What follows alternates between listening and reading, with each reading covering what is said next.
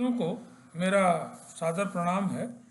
और आज का विषय पुनः एक बार बड़े इम्पॉर्टेंट ग्रह के लिए है कि आपके चंद्रमा जो हैं वो कैसे हैं। कमज़ोर अगर हैं तो उसके लक्षण क्या है। अपनी कुंडली में अगर जन्म तिथि आपकी एग्जैक्ट नहीं पता है और डाउट है थोड़ा, तो आप एक बार कंफर्म कर सकते हैं नेचर से कि अगर चंद्रमा कमज़ोर आपका होगा तो कुछ लक्षण उसके हैं कि आपका मन अक्सर बेचैन और बेचैनी की जो हालत है वो एंजाइटी तक जाएगी। जिस भाव में होंगे वहाँ तो उसका महत्व है ही है। मान लीजिए फोर्थ हाउस में, तो आप देखेंगे कि माँ का सुख, माँ बीमार रहती होंगी, जल्दी समय में माँ चली गई होंगी। अगर उस पर फोर्थ हाउस पे कोई विशेष वो नहीं है, दृष्टि नहीं किसी ग्रह की है। लग्न में अगर नीच के चंद्रमा है तो व्यक्ति तो बड़ा ही डामाडोल होगा, अनप्रेडिक्टेबल आपको लोग कहेंगे। क्षण में कुछ है, क्षण में कुछ है, इस तरह का नेचर आपका होगा। सेवेंथ हाउस में चंद्रमा नीच के हैं तो जरूर कहीं न कहीं शादी की जो समस्या है, पत्नी के साथ ट्यूनिंग है, ये सब चीज़ें होंगी ही होंगी। चंद्रमा आपके मन को पूरा एक तरह से देखा जाए, मन स्थिति को भांपने के लिए आपको सीधे सीधे चंद्रमा को देखना चाहिए कुंडली। चंद्रमा अगर कमजोर है तो नेचर से आप टैली कराएं, आप देखें कि आपकी चंद्रमा किस राशि के हैं। अगर चंद्रमा मान लीजिए वृश्चिक राशि के हैं तो आपको पता है चंद्रमा की नीच राशि। अगर आपके चंद्रमा 1 डिग्री के, 2 डिग्री के, 5 डिग्री के काफ़ी नीचे हैं तो बहुत कमज़ोर चंद्रमा आपके हैं। चंद्रमा के साथ अगर राहु हैं, चंद्रमा के साथ अगर केतु हैं या दृष्टियां हैं तो ग्रहण योग में चंद्रमा है, कमज़ोर है। चंद्रमा के साथ अगर शनि है तो निश्चित रूप से एक बड़ा दुर्योग है, विषयोग है। ये विषयोग अगर आपका फोर्थ हाउस में है तो फोर्थ हाउस से संबंधित चीज़ें प्रभावित होंगी। सेवेंथ हाउस में है तो सेवेंथ हाउस से, 10th हाउस से है तो नौकरी भाव प्रभावित होगा। जो जो भाव जिसके लिए बने हैं, निश्चित रूप से अगर ये दुर्योग है तो इसमें कहीं कोई दो राय है ही नहीं है कि उसका लक्षण या उसकी चीज़ें आपको दिखाई न, तो आप चंद्रमा को देख सकते।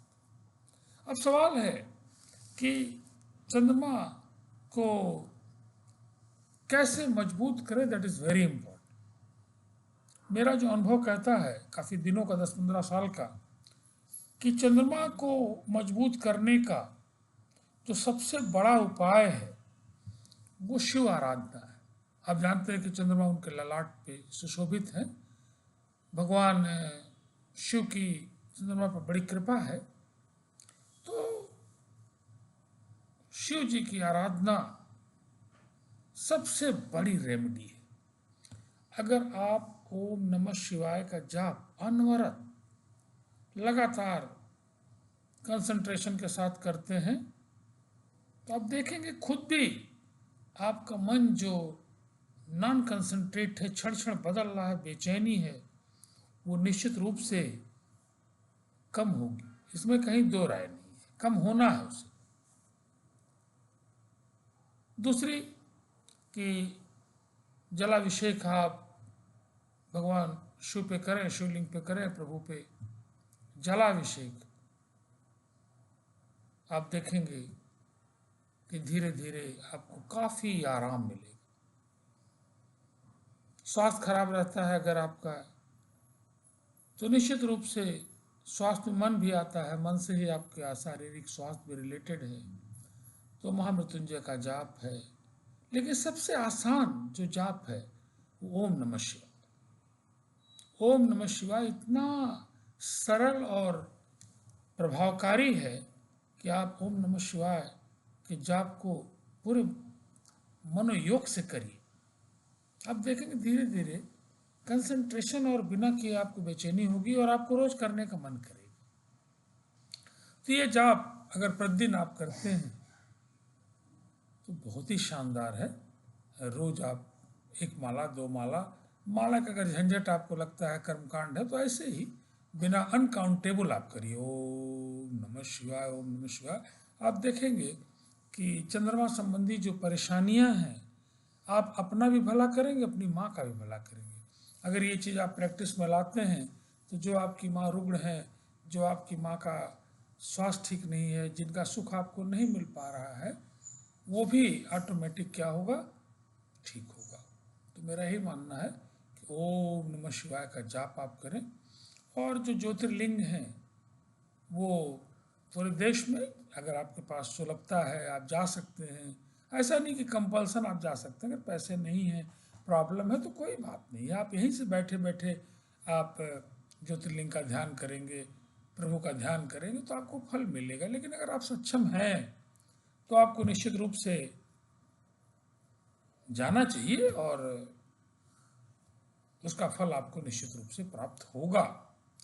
दूसरी चीज कि माँ की सेवा, माँ की जितनी ज़्यादा आप सेवा करेंगे चंद्रमा आपके मजबूत होंगे, इसमें कहीं दो राय है ही नहीं।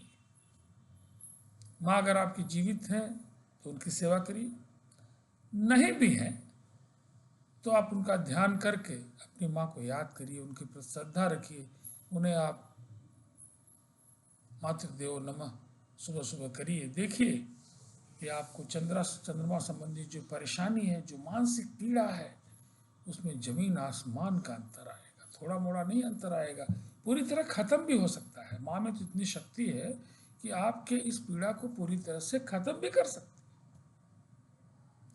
ओम।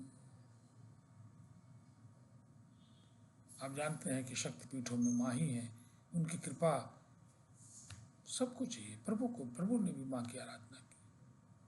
तो मेरा ये मानना है कि आप अपने चंद्रमा को छोटे छोटे उपायों से मजबूत करिए। उसमें सबसे बड़ा उपाय है माँ की सेवा, शिव जी की सेवा।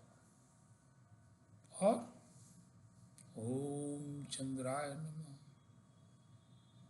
चंद्रदेव की आराधना आप करेंगे, आपके चंद्रमा धीरे धीरे आपको फल देने लगेंगे। नीच के चंद्रमा है तो भी, नीच के हैं, डिग्री भी कम है तो थोड़ा आपको ज़्यादा मेहनत करने की आवश्यकता है।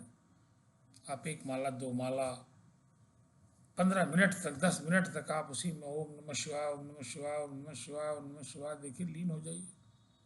जब आप उठेंगे तो अपार ऊर्जा आपको लगेगी। जो आपका डिप्रेशन का लेवल है, जो काफ़ी डाउन है, उसमें जमीन आसमान का अंतर आएगा। आप ऊर्जावान महसूस करने लग जाएंगे।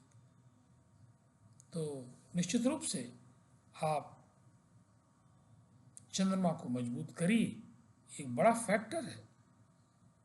जिस तरह से सूर्य ग्रहों के राजा हैं, ऐसे ही पूरा जो मन है, आत्मा, आप जानते हैं कि आत्मा के कारक अगर देखा जाए, आत्मा को हम जो देखते हैं वो सूर्य से देखते हैं। सूर्य ग्रह कैसे हैं कुंडली में, उसी प्रकार से आपकी मन स्थिति, आपका जो इमोशनल लेवल है, जो आपका किस लेवल का आप दयालु हैं या क्रूर हैं, इन सब चीज़ों को आप अपने चंद्रमा की पोजीशन से, आप अपने चंद्रमा की पावर से, आप अपने चंद्रमा की सुविधा से जान सकते हैं कि कैसा है और इसमें क्या सुधार चाहिए। तो मेरा यही मानना है कि ओम नमः शिवाय का जाप, आज का दिन सोमवार है, आज से ही शुरू करिए। हाँ, कोई जरूरी नहीं कि नहा धो के टंड घंट करिए। नहा धो के तो एक वातावरण बनता है, वो करिए ही, उसका मैं विरोधी नहीं हूँ। लेकिन कभी भी अगर आप कुर्सी पे बैठे बैठे ऑफिस में भी हैं और समय मिल गया है तो शिवाय को ध्यान रखने की आवश्यकता। आप जानते हैं कि भोले बाबा सबसे बड़े अवघड़दानी कहलाते हैं कि 2 मिनट में ही खुश हो जाने वाले हैं। सबसे सरल अगर कहीं है तो महादेव, जिनकी आराधना से आप एकदम सुखद स्थिति में आएंगे। तो पुनः एक बार ओम नमः शिवाय, और चैनल को सब्सक्राइब आप करेंगे तो निश्चित रूप से प्रभु की कृपा आपके ऊपर होगी, क्योंकि मैं शिव जी के बारे में बोल रहा हूँ। और ईश्वर करें कि आप खूब सुखी हों, और चैनल को सब्सक्राइब कर दीजिएगा, लाइक ये सब जो करते हैं आप जानते हैं, सब कर लीजिएगा। और डेट प्लेस टाइम है ना, जब भी आप चाहें तो मुझे कंसल्ट कर सकते हैं।